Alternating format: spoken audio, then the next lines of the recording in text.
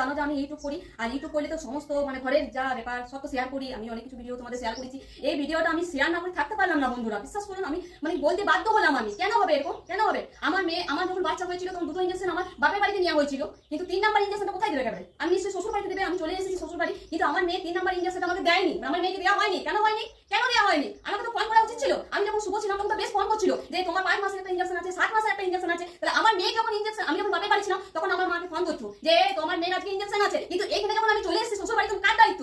Injection বাচ্চাদের যে injection দেয় এটা কাদের দায়িত্ব? গর্ভবতী মায়েদের যেটা কাদের দায়িত্ব? আমাদের দায়িত্ব এটা? ওদের সরকার তাদের জন্য ওদের দায়িত্ব দিয়েছে।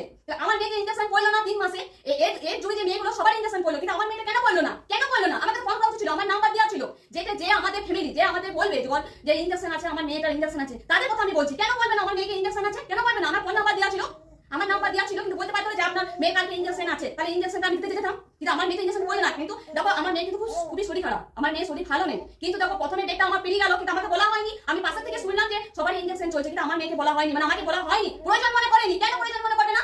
আমার মেয়ে শরীর খারাপ হবে, ইঞ্জেকশন দিতে হবে না? আমার মেয়েকে ইঞ্জেকশন পড়লো না, তারপর এই যে শরীর খারাপ হয়ে গেল, তাহলে এবার এখন আর ইঞ্জেকশন নেওয়া হবে না, ডেট তো তাহলে পেরিয়ে গেল।